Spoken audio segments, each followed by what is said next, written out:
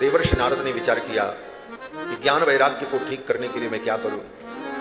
देवर्षि नारद ने सोचा, शास्त्र के वेद वेदांत के अध्ययन से ही ज्ञान दृढ़ होता है और ज्ञान के दृढ़ होने पर ही वैराग्य भी दृढ़ होता है।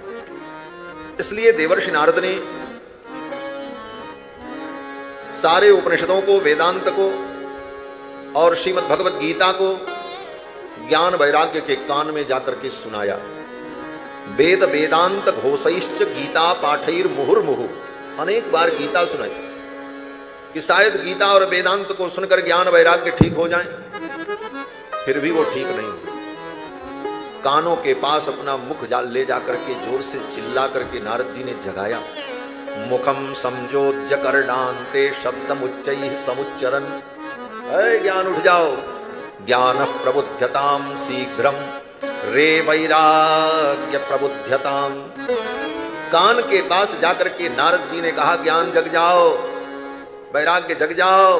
न ज्ञान जगा न वैराग्य जगा। वेद वेदांत भी पढ़ा दिया, सुना दिया, गीता सुनाई बार बार, ज्ञान वैराग्य नहीं उठे। क्या मतलब? बोले बहुत बड़े ज्ञानी पुरुष तुम्हारे कान में बहुत बड़ा मंत्रोपदेश कर दें, सारे वेद वेदांत के मंत्र तुमको दे दें तुम्हारे कान में जाकर के, फिर भी ज्ञान वैराग्य जग जाएगा, इसकी कोई गारंटी नहीं। नारद जी जैसे महापुरुष ने वेद वेदांत के सारे मंत्र कान में पढ़ दिए और नहीं उठे। वेद वेदांत सुना दिया फिर भी नहीं उठे। सारे वेद वेदांत सुन लो फिर भी ज्ञान वैराग्य दृढ़ हो जाएगा, इसकी कोई गारंटी नहीं। जब तक भगवान की कथा प्राणी नहीं श्रवण करेगा तब तक ज्ञान वैराग्य दृढ़ नहीं हो सकता। ज्ञान वैराग्य ज्यों के त्यों पड़े रहे। नारद जी को बड़ा आश्चर्य हुआ, अब क्या करें। उसी समय आकाशवाणी हुई, हे देवर्षि, आपका प्रयास सफल होगा, आपका उद्यम सफल होगा, लेकिन इसके लिए आपको सत्कर्म करना होगा। एतदर्थम तु सत्कर्म सुरर्षे त्वं समाचर। हे देवर्षि, ज्ञान वैराग्य को ठीक करने के लिए सत्कर्म करो। और इतना कह करके आकाशवाणी बंद हो गई। नारद जी तो और धर्म संकट में पड़ गए। नारद जी ने सोचा अब कौन सा सत्कर्म करें। ये गीता पाठ, वेदांत पाठ, उपनिषद पाठ, क्या ये सत्कर्म नहीं है? और अगर ये सत्कर्म नहीं है तो इसको किस कर्म की कोटि में माने? कुकर्म तो कह नहीं सकते, अधर्म तो कह नहीं सकते। नारद जी ने सोचा अब कौन सा मैं सत्कर्म करूं। ये तदर्थम तु सत्कर्म सुरर्षे त्वं समाचर। लेकिन आकाशवाणी वहीं बंद हो गई। अब नारद जी ने कहा कि अब तो पहले चल करके पता लगावें कि सत्कर्म क्या है। और नारद जी सत्कर्म की परिभाषा जानने के लिए चल पड़े। बड़े बड़े ऋषि मुनि महात्माओं के पास गए, सबसे पूछा, भाई बताओ, आकाशवाणी ने जो कहा है कि सत्कर्म करो और सत्कर्म से ज्ञान वैराग्य भक्ति तीनों स्वस्थ हो जाएंगे, तो वो सत्कर्म क्या है? लेकिन नारद जी जहां गए किसी ने उनको उत्तर नहीं दिया। किसी मुनि महात्मा के पास पहुंचे तो किसी ने कहा असाध्यम केचन प्रोचुहु। किसी ने कहा नारद जी आपका ये प्रश्न जो है बड़ा विलक्षण है, इसका उत्तर तो असंभव है, असाध्यम केचन प्रोचुहु। और फिर और किसी के पास गए तो किसी संत ने, किसी ज्ञानी ने कहा दुर्गे अमिति चापरे। आपके प्रश्न का उत्तर तो मिलेगा लेकिन बड़े मुश्किल से मिलेगा। दुर्गे इति चापरे। और कई जगह नारद जी पूछने गए कि भाई बताओ सत्कर्म की परिभाषा क्या है, सत्कर्म किसे कहते? किसी ने कहा इसका उत्तर नहीं है, किसी ने कहा उत्तर तो है लेकिन बड़ी मुश्किल से मिलेगा। तब तक कुछ महात्मा बैठे थे, नारद जी पहुंचे तो उन लोगों ने देखा अरे नारद जी ऐसा प्रश्न लेकर के आ रहे हैं, इनके प्रश्न का तो उत्तर है नहीं। वो चुप होकर के बैठ गए। नारद जी ने कहा बताओ भाई सत्कर्म की परिभाषा क्या है? तो उन्होंने इशारा किया, हम तो आजकल मौनी महात्मा हो गए हैं, मुंह की भूतास तथा चान्य। कुछ लोगों ने कहा हम तो मौनी महात्मा हो गए हैं। अब कुछ तो और बड़े विलक्षण थे महाराज। नारद जी जब पहुंचे प्रश्न लेकर तो महात्मा ने देखा कि अब तो इनके प्रश्न का उत्तर नहीं है, क्या करें? बोले भाग लेने में ही भलाई है कि अंतस्तु पलायिताः। कितने तो ऐसे थे जो रास्ता छोड़ करके चले गए। बोले नारद आ रहे हैं, इनके प्रश्न का कौन उत्तर दे पाएगा? नारद जी इसी प्रकार अपने प्रश्न का उत्तर ढूंढने के लिए व्याकुल थे। कहीं भी जब उत्तर नहीं मिला तब नारद जी ने कहा जब उत्तर नहीं मिला तो उत्तराखंड में ही चलते हैं, उत्तराखंड में ही उत्तर इसका मिलेगा। ऐसे आध्यात्मिक प्रश्नों का उत्तर ही उत्तराखंड है। हाँ, दूसरे शब्दों में कहा जाए। नारद जी चल पड़े उत्तराखंड की ओर और वहां पहुंचे तो भगवान बद्री विशाल की पावन सन्निधि में सनक आदिकों का इनको दर्शन हुआ। सनक, सनंदन, सनातन, सनत कुमार, ये ब्रह्मा जी के मानस पुत्र भगवान के अवतार हैं। और ये चारों परम ब्रह्म ज्ञानी है महाराज, देखने में बालक है बस। गोस्वामी तुलसीदास जी महाराज लिखते हैं कि देखत बालक बहुकालीना और ब्रह्मानंद सदा लयलीना। देखने में ये बालक हैं लेकिन ब्रह्मानंद में सदा लीन रहने वाले, और इनका एक ही काम है, आशा बसन व्यसन यह तिनहि और रघुपति चरित हो ही तह सुनहि। ये चारों भाई भगवान की कथा सुनते और सुनाते हैं, दूसरा कोई काम ही नहीं इनके जीवन में। और न इनको वक्ता की जरूरत है न श्रोता की जरूरत है। आज के समय में श्रोता को वक्ता की जरूरत पड़ती है, और वक्ता कितना भी बढ़िया हो उसको श्रोता की जरूरत पड़ती है। श्रोता मिले तो सुनावे, किसको सुनावे। लेकिन ये चारों स्वयं वक्ता हैं और स्वयं श्रोता हैं, जहां बैठ जाएं वहीं कथा शुरू। न किसी तैयारी की जरूरत, न किसी मंच की जरूरत। कोई ऊंची जगह मिल गई, एक सनातन जी बैठ गए, बाकी 3 नीचे बैठ गए, श्रोता बन गए, कथा शुरू। वो थक गए तो वो आकर के श्रोता बन गए, नीचे से एक श्रोता जाकर के बैठ गए महाराज, और वो कथा सुनाने लगे, फिर कथा शुरू। बस कथा ही इनके जीवन में सब कुछ है। आशा बसन व्यसन यह नहीं रघुपति चरित हो ही तह सुनहि। सनकादिकों के सन्निधि में नारद जी पहुंचे। नारद जी ने कहा मेरी यही समस्या है, मैं सत्कर्म की परिभाषा जानने आया। सनकादिकों ने कहा नारद, सत्कर्म सूचको नूनम ज्ञान यज्ञ स्मृतो बुद्धि। श्रीमद् भागवत महापुराण का अनुष्ठान, ये ज्ञान यज्ञ, यही सबसे बड़ा सत्कर्म है। और हे नारद, इसी सत्कर्म से ज्ञान वैराग्य स्वस्थ हो जाएंगे, भक्ति महारानी प्रसन्न हो जाएंगे। नारद जी को थोड़ा अजीब सा लगा, ये भागवत, ये तो वेद रूपी वृक्ष का फल है, निगम कल्प तरोर गलितम फलम, और हमने तो पूरा वेद ही सुना दिया, वेद वेदांत घोषैश्च, उपनिषद सुना दिया। तो जब वेद वेदांत उपनिषद सुनाने पर भी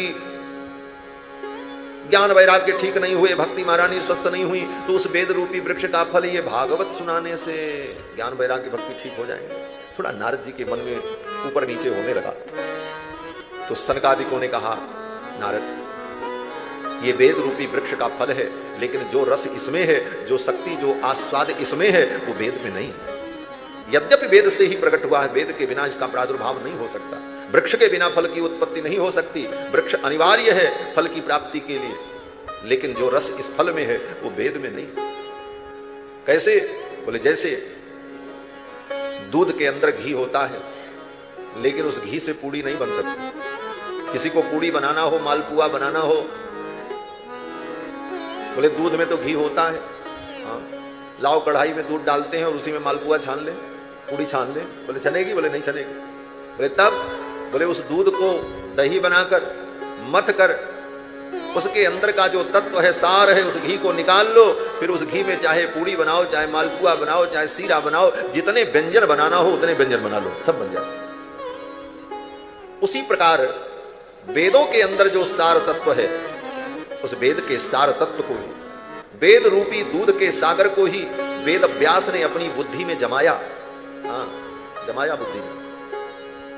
पहले इसको जमाना पड़ता है, वेद वेदांत को पढ़ करके, याद करके, कंठस्थ करके बुद्धि में जमाया, और फिर अपने विचार की मथानी से, तर्क की मथानी से उसको मथा, और विचार और तर्क की मथानी से मथ करके जो सार निकाला वेदों के अंदर से, वही श्रीमद् भागवत महापुराण है। निगम कल्प तरोर गलितम फलम शुक मुखाद अमृत द्रव संयुतम पिबत भागवतम। वेदों का सार। और अब जैसे दूध को दही बनाकर, दही को मथ करके घी निकाला, अब उस घी में जो व्यंजन बनाना हो बना लो। उसी प्रकार वेद व्यास जी ने वेद को मथ कर, उपनिषदों को मथ कर जो घी निकाला, जो नवनीत निकाला, वो नवनीत क्या है? बोले श्रीमद् भागवत। अब इस नवनीत में, श्रीमद् भागवत रूपी नवनीत से जितने व्यंजन बनाना हो, बोले व्यंजन क्या है? बोले भक्ति, विविध प्रकार की जो भक्ति है, ये भक्ति ही व्यंजन है। श्रवणम कीर्तनम विष्णु स्मरणम पाद सेवनम अर्चनम वंदनम सख्यम दास्यम आत्मनिवेदनम, ये भगवान की जो भक्ति है, नवधा भक्ति, ये सब व्यंजन बनाओ। कैसे बनेगा? बोले भागवत से ही बनेगा। घी तैयार है, अब व्यंजन आपको बनाना है। पूड़ी बनाना है कि मालपुआ बनाना है कि पकौड़ी छानना है, क्या करना है, सीरा बनाना है, जो व्यंजन बनाना है बना लो। वेद व्यास जी ने अपने प्रयास से वेद रूपी दूध को दही बनाकर मथ कर ये सार निकाल दिया। इसलिए श्रीमद् भागवत में जो रस है, जो इसका उपयोग है, वो साक्षात वेदों का उपयोग नहीं। बोले इसका मतलब वेद की कोई महत्ता नहीं है? बोले नहीं नहीं, ऐसा तो कभी सोचना भी नहीं। बहुत से लोग कह देते महाराज निगम कल्प तरोर गलितम फलम, श्रीमद् भागवत तो वेद रूपी वृक्ष का फल है, जो रस इसमें है, जो स्वाद इसमें है, जो इसकी महिमा है वो वेद की नहीं है। ऐसा नहीं, वेद की भी बड़ी महिमा है। अगर वेद न होता तो ये फल आता कहां से? वेद रूपी वृक्ष ही नहीं रहेगा तो भागवत रूपी फल उत्पन्न कहां से होगा? हमारे तो पूज्य गुरुदेव भगवान श्री ब्रह्मचारी जी महाराज कहा करते थे कि वृक्ष को जब साल भर बचा करके रखा जाता है, उसको सिंचित किया जाता है, उसको सुरक्षित रखा जाता है, तब वर्ष में एक बार सीजन आने पर, मौसम आने पर उसमें फल लगता है। और सोचो कि फल तो 1 महीने मिला, अब तो फल मिलेगा नहीं 11 महीने। बोले अब पेड़ को काट के फेंक दे, बोले फिर जिंदगी में कभी फल तुमको नहीं मिलेगा, कभी नहीं मिलेगा। 1 महीने फल मिलेगा, उसके लिए 11 महीने उस वृक्ष को बचा करके रखना पड़ता है, उसे सिंचित करना पड़ता है, तब फल मिलता है। हमारे ऋषियों ने, मुनियों ने, आचार्यों ने सतयुग से लेकर सतयुग, त्रेता, द्वापर तक, कलयुग तक उस वेद रूपी वृक्ष को बचा करके रखा, उसका स्वाध्याय किया, संरक्षण किया। तब द्वापर के अंत में, कलयुग के प्रारंभ में ये भागवत रूपी फल वेद से प्रकट हुआ। नहीं वो वृक्ष न होता तो ये फल भी न होता। हमारे पूज्य गुरुदेव भगवान कहते थे फल की बड़ी महिमा है, लेकिन फल तो आपको 1 महीने मिलेगा, बस उसके बाद नहीं मिलेगा। बोले उसके बाद वेद रूपी वृक्ष का उपयोग क्या होगा? तो कहते देखो फल भले न दे वृक्ष, लेकिन छाया तो देगा। साल भर भले फल न मिले, लेकिन वेद की छाया तुम्हें मिलेगी। आतप से, ताप से बचने के लिए वृक्ष की छाया में जाओगे तो वृक्ष तुमको फल न दे सके, लेकिन कम से कम छाया तो देगा अगर वृक्ष रहेगा। उसी प्रकार वेद रूपी वृक्ष अगर रहा तो हमें छाया प्राप्त होती रहेगी, शीतलता प्राप्त होती रहेगी, और समय आने पर भागवत रूपी, रामायण रूपी फल भी हमें प्राप्त होता है। इसलिए वेदों का संरक्षण भी अनिवार्य है। ये वेद रूपी वृक्ष का पका हुआ फल श्रीमद् भागवत महापुराण, इसके श्रवण से ज्ञान, वैराग्य, भक्ति तीनों स्वस्थ हो जाएंगे। अब नारद जी तो बड़े प्रसन्न हुए। नारद जी ने कहा महाराज हम इसकी महिमा नहीं समझ पाए, आज आपका सत्संग मिला तब हमको समझ में आया। हमारा तो भाग्योदय हो गया। भाग्योदयेन बहुजन्म समर्जितेन सत्संगमं च लभते पुरुषो यदा वै अज्ञान हेतु कृतमोह मदांधकार नाशम विधाय हि तदोदयते विवेकः। हे भगवान, जब जीव का भाग्योदय होता है, जन्म जन्मांतर के सुकृत प्रकट होते हैं, तब जीव को सत्संग का सौभाग्य प्राप्त होता है। सत्संगमं च लभते, और सत्संग में आकर के क्या मिलता है? बोले अज्ञान का हेतु जो मोह है, उस मोह का विनाश होता है और विवेक की उत्पत्ति होती है। अज्ञान हेतु कृत मोह मदांधकार नाशम विधाय ही तदोदयते विवेकः। इसी नारद जी के भाव को कलि पावनावतार गोस्वामी जी महाराज एक चौपाई में वर्णन करते हैं, और वो चौपाई आपको याद है, आप भी हमारे साथ गाना। बिनु सत्संग विवेक न होई, बिनु सत्संग विवेक न होई, राम कृपा बिनु सुलभ न सोई, राम कृपा बिनु सुलभ न सोई, राम कृपा बिनु सुलभ न सोई, राम कृपा बिनु सुलभ न सोई, बिनु सत्संग विवेक न होई, बिनु सत्संग विवेक न होई, बिनु सत्संग विवेक। भाग्योदयेन बहुजन्म समर्जिते सत्संगमं च लभते पुरुषो यदा वै अज्ञान हेतु कृत मोह मदांधकार नाशम विधाय हि तदोदयते विवेकः। नारद जी ने सत्संग की महिमा का वर्णन किया, और नारद जी ने कहा फिर तो आप भागवत कथा सुनाओ।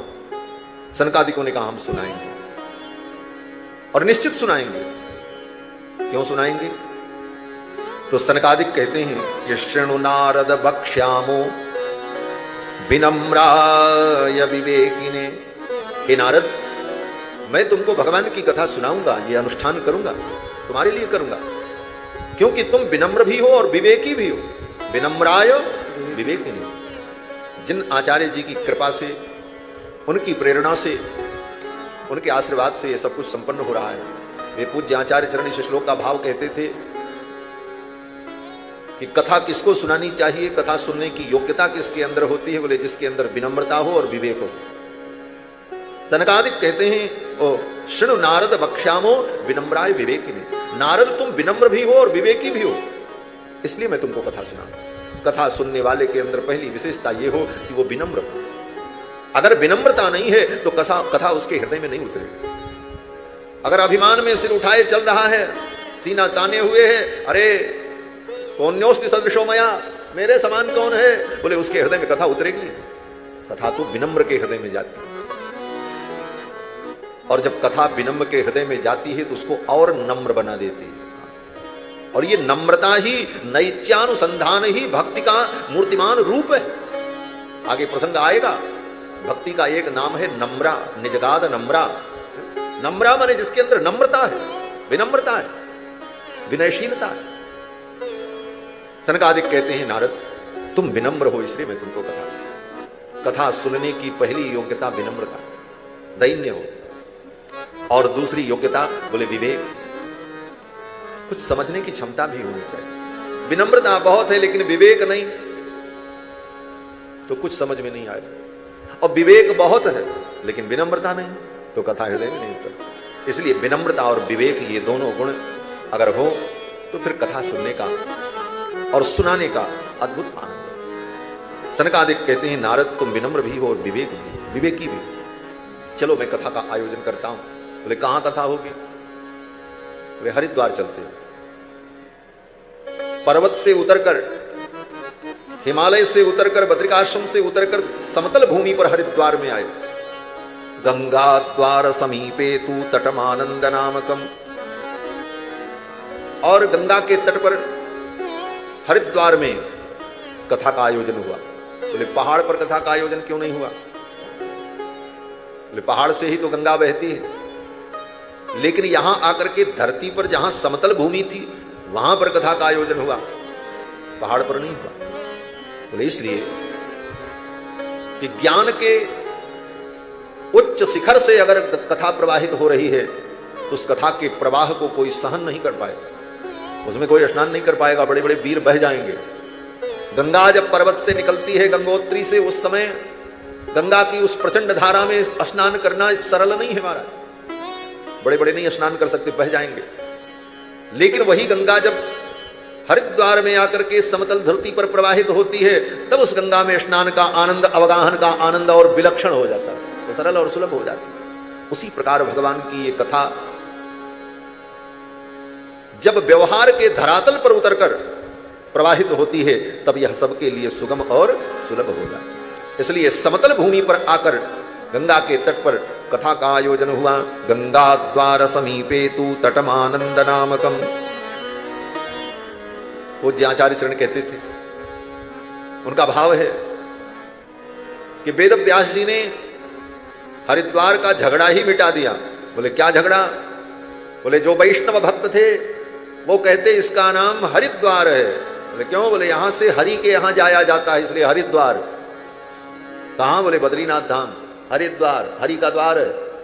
भगवान शंकर के भक्तों ने कहा नहीं नहीं, इसका नाम हरद्वार है।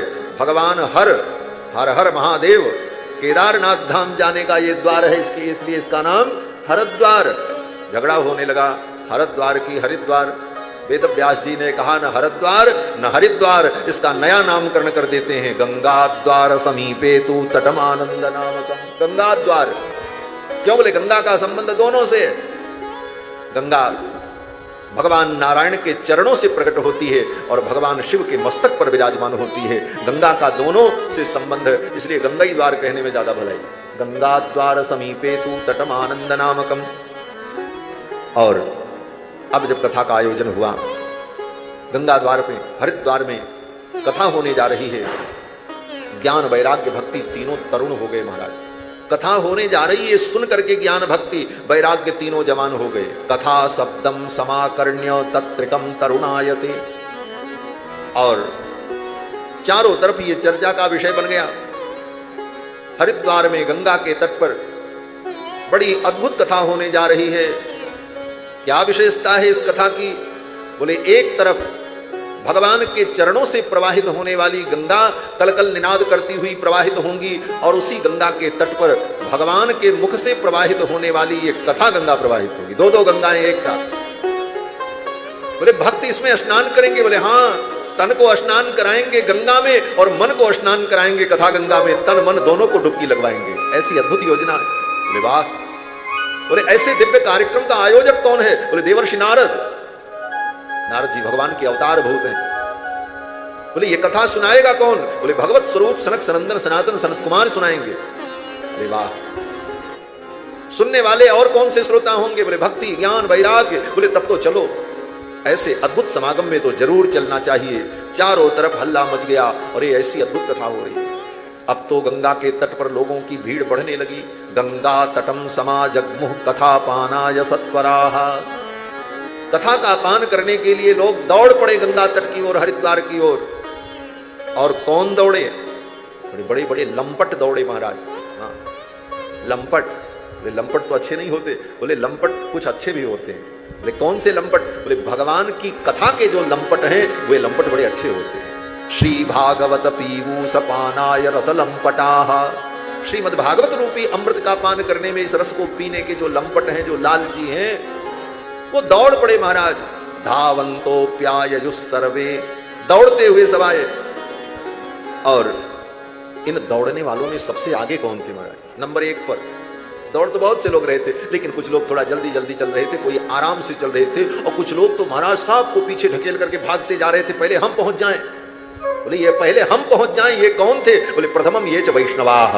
वो वैष्णव थे भगवान। क्यों? बोले वैष्णवों का ये धन है श्रीमद् भागवत महापुराण। ये वैष्णवों की संपत्ति है, अपूर्व संपत्ति। श्रीमद् भागवतम पुराण तिलकम यद वैष्णवानाम धनम। ये वैष्णवों का धन है। भगवान की कथा, श्री राम कथा, श्री कृष्ण कथा, गोविंद का ये दिव्य चरितामृत वैष्णवों का परम धन है। और जिसका धन होता है ना, वही उस धन को संभालता भी है। सब इसको संभाल भी नहीं सकते। इसीलिए हमारे श्री गोस्वामी पाद कहते हैं, जे गावहि यह चरित समारे ते ये ताल चतुर रखवारे। समारेगा कौन? बोले जिसकी संपत्ति होगी, जो इसको अपना समझेगा, जिसका ये धन है।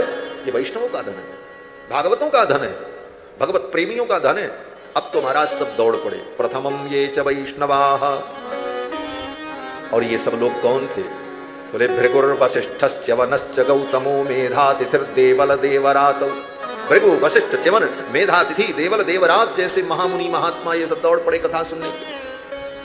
और तो और अकेले नहीं आए, अपने पुत्र को लाए, अपने शिष्य को लाए, अपनी पत्नी को लेकर के आए। सहपुत्र शिष्याः स्वस्त्री विरायुत रति प्रणयेन युक्ताः। पत्नी को भी ले आए, परिवार को लाए। ये सब कथा सुनने के लिए गंगा के तट पर आ गए महाराज। भृगु वशिष्ठ च्यवन गौतम आदि। और कौन कथा सुनने के लिए आया? बोले वेदांतानि च वेदाश्च। वेदांतानि, उपनिषद के जितने मंत्र थे वो सब मंत्र मूर्तिमान होकर के कथा सुनने के लिए आए। वेदांतानि च वेदाश्च। चारों वेद, ऋग्वेद, यजुर्वेद, सामवेद, अथर्ववेद। और ये चारों वेद केवल 4 रूपों में नहीं, एक एक वेद की जितनी जितनी शाखाएं हैं, सभी शाखाएं मूर्तिमती होकर, मूर्तिमान होकर कथा सुनने के लिए। वेदाश्च, वेदांतानि वेदाश्च। और बोले मंत्रास तंत्रास समूर्तयः। मंत्र तंत्र ये सब मूर्तिमान होकर के कथा सुनने के लिए आए। तंत्र, बोले तंत्र माने जितने वैदिक मंत्रों के प्रयोग को बताने वाले कल्प ग्रंथ हैं वही तंत्र हैं। क्रियाकलापम तनोतीति तंत्राः, जो उसका तन्वन करते हैं, वो सब आ गए महाराज। और कौन आया? बोले 10 सप्त पुराणानि। भागवत जी को छोड़ करके जो 17 और पुराण थे वो सब कथा सुनने आए। अग्नि पुराण, विष्णु पुराण, पद्म पुराण, स्कंद पुराण, ब्रह्मवैवर्त पुराण। बोले ये सब पुराण मूर्तिमान होकर के देवता के रूप में कथा सुनने के लिए आ गए। और कौन आया? बोले गंगादि नदियां आ गई। गंगाद्याः सरितास्तत्र। और बोले पुष्करादि सरांसि च। पुष्करादि सरोवर तीर्थ आ गए कथा सुनने के लिए। क्षेत्राणि च दिशः सर्वाः। पवित्र क्षेत्र, कुरुक्षेत्र, मुक्ति क्षेत्र, ये सब क्षेत्र भी मूर्तिमान होकर के कथा सुनने आए। और दंडकादि अरण्य कथा सुनने के आए, कथा सुनने के लिए आए। दंडकारण्य, अर्बुदारण्य, वेदारण्य, धर्मारण्य, ये भारत के जो पवित्र अरण्य है, नैमिषारण्य, ये सब कथा सुनने के लिए आ गए। नगादयो, नग आए कथा सुनने, पर्वत आए कथा सुनने। बोले सब तो आ गए, अब कौन बचा? तो कहते हैं कुछ लोग नहीं आए सुनने के लिए। बोले जो नहीं आए, बोले उनका नाम, बोले उनका क्या नाम लेना महाराज, जो भगवान की कथा सुनने ना आवे उसका नाम क्या लेना।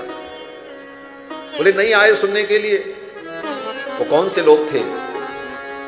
तो वेद व्यास जी कहते हैं कि गुरुत्वा तत्र नायातान, जिनको अपनी पद प्रतिष्ठा का बड़ा अभिमान था वो लोग कथा सुनने नहीं आए। बोले हम कहां जाएं, वही तो कथा है, पढ़े तो हम भी हैं, क्या सुने और क्या वो सुनाएंगे, हम क्या सुनेंगे। ऐसी विविध प्रकार की विचारधारा के कारण जो अभिमान से ग्रस्त थे वो लोग कथा सुनने नहीं आए। लेकिन धन्य है श्री भृगु जी महाराज, भृगु जी ने जाकर के सबको समझाया।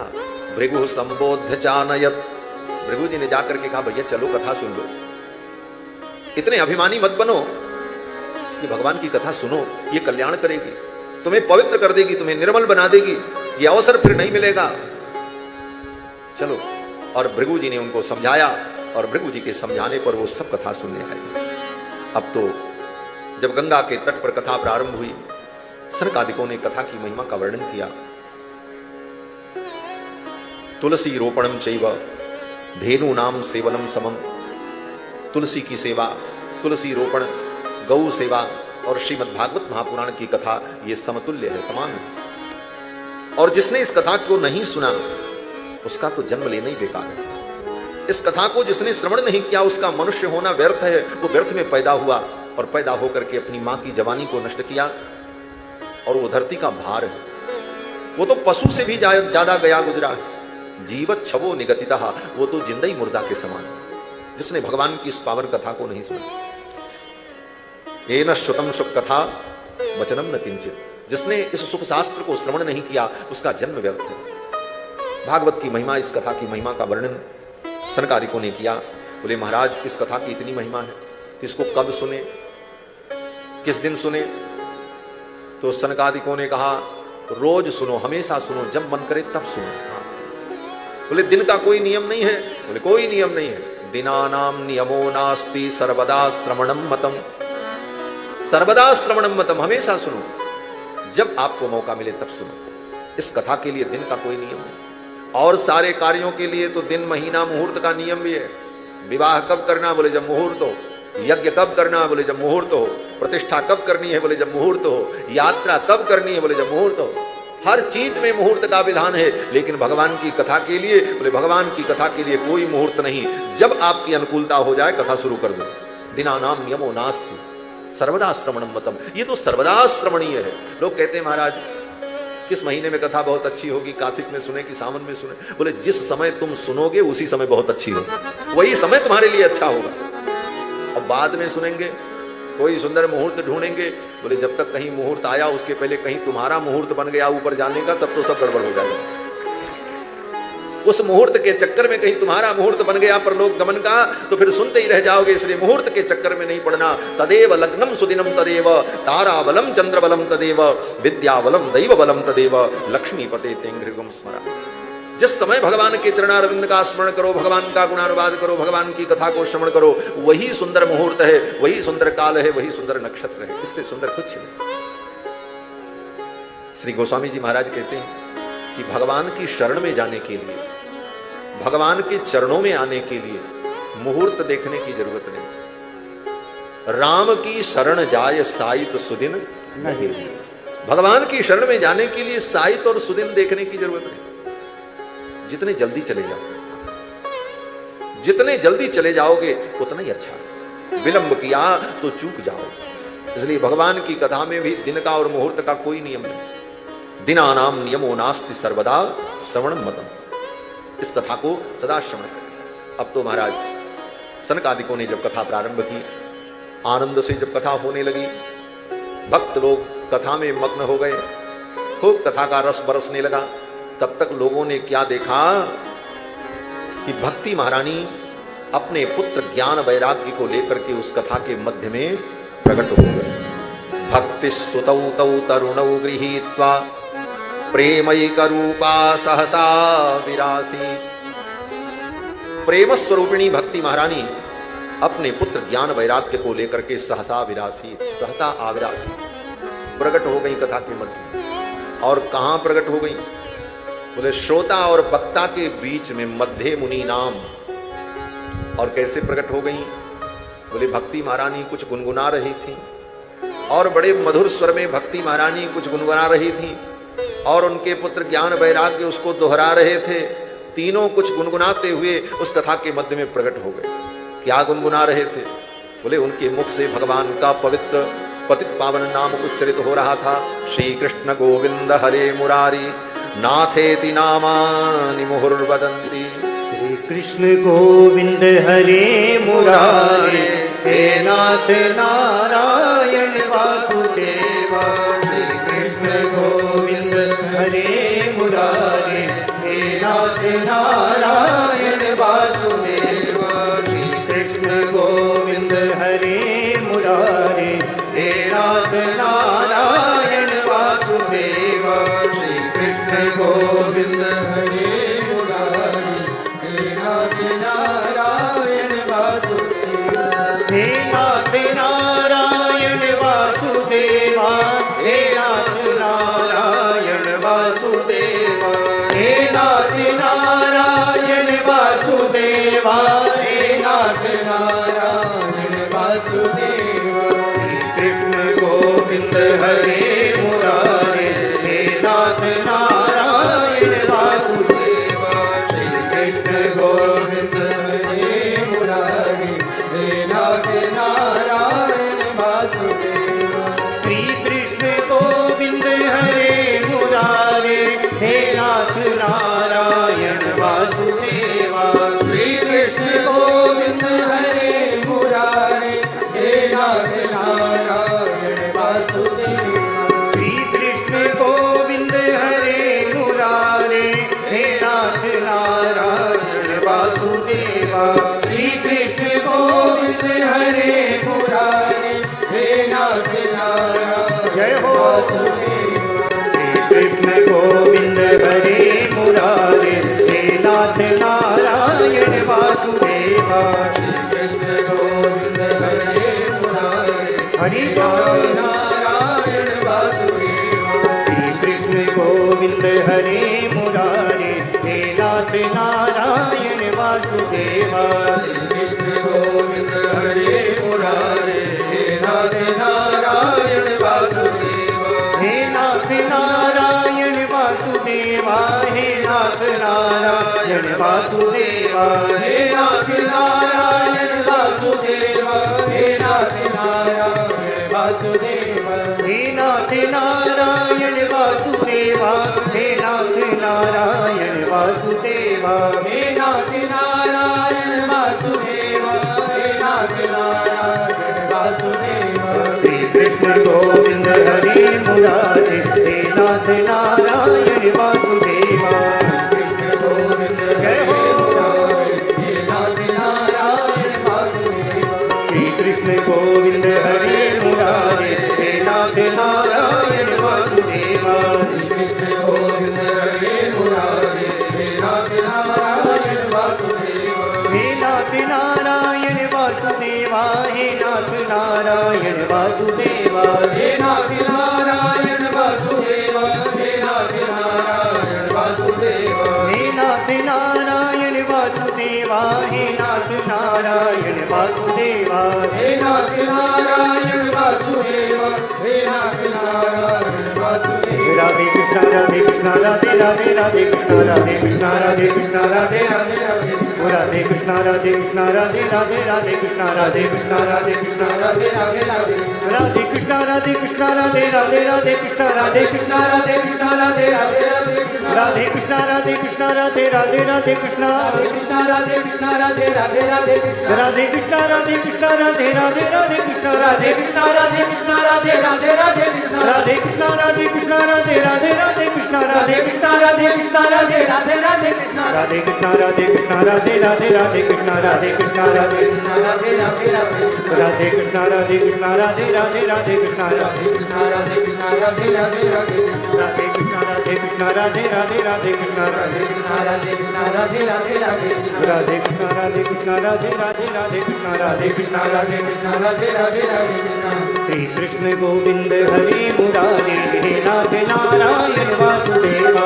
श्री कृष्ण गोविंद हरे मुरारी हे नाथ नारायण वासुदेवा हे नाथ नारायण वासुदेवा हे नाथ नारायण वासुदेवा हे नाथ नारायण वासुदेवा हे नाथ नारायण वासुदेवा हे नाथ नारायण वासुदेवा हे नाथ नारायण वासुदेवा श्री गोविंद भगवान की जय, राधा कृष्ण भगवान की जय, जय श्री राधे